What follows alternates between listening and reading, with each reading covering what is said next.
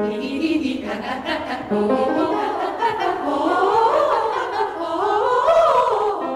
sopranos.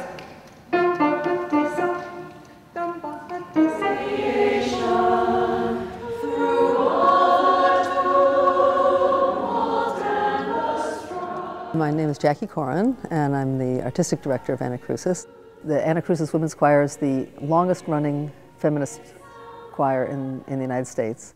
We are a group of women who love to sing, who love community, and love to bring the sound of our voices to bear and to influence issues of importance in the realms of justice and human interaction.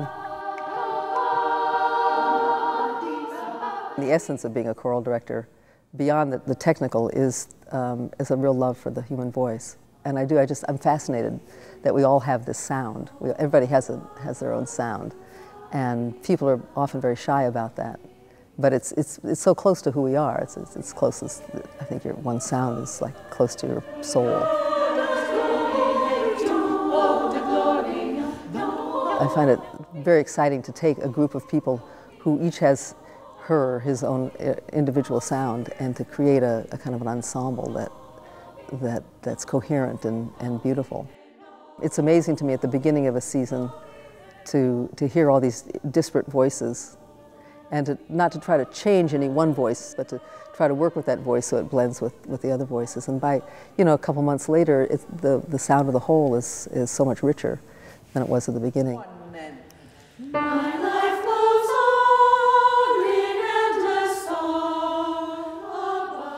It's not a job that I go home from. Sometimes I wish I did have a job I could just go home from, but you're always sort of carrying it with you. I find myself wanting to look more deeply at a piece of music to see what makes it alive. It's very exciting to me to sort of feel the music in my body and to reflect that in the way I move, but also in the things that I say that I hope will elicit a response from the singers and cause them to understand and appreciate the music at a deeper level. It's much more than just getting up and leading a rehearsal. It's a lot about the interaction among us and between me and the choir. But it's that kind of interaction that makes this job very rich and very and challenging and exciting for me. I'm a shameless recruiter. If they just like music even a little bit, I ask, do you like to sing? And often the answer would be, well, you don't want to hear me sing. And I would do this a lot, and people would, finally I realized that wasn't the answer to my question. They didn't tell me whether they liked to sing. They'd always say, well, you don't want to hear me sing. My children tell me I can't sing, this kind of thing. And I would invite them to come sing, because my experience has been that most people have a better voice, or they can sing better than they think. There are those for whom pitch is more of a challenge than others.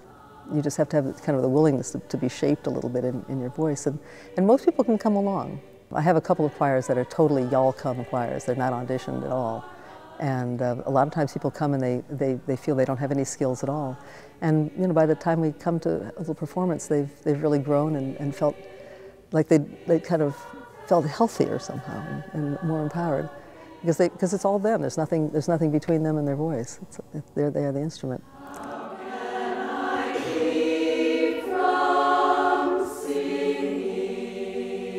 A member of a choir I had a long time ago told me that his third grade teacher, Mrs. Hatmaker, I never forgot this, Mrs. Hatmaker told him just to mouth the words. And that's been sort of my sort of the template for what I do. I want to counter all the Mrs. Hatmakers of the world to tell them that people that they shouldn't be slotted that early, And it does something to somebody, because you're basically telling them that their sound isn't good, And I think that shouldn't be. I think they need to find that sound again. They don't have to sing like Beverly Sills or, any of the Nora Jones or anything like that. They just have to sing like themselves.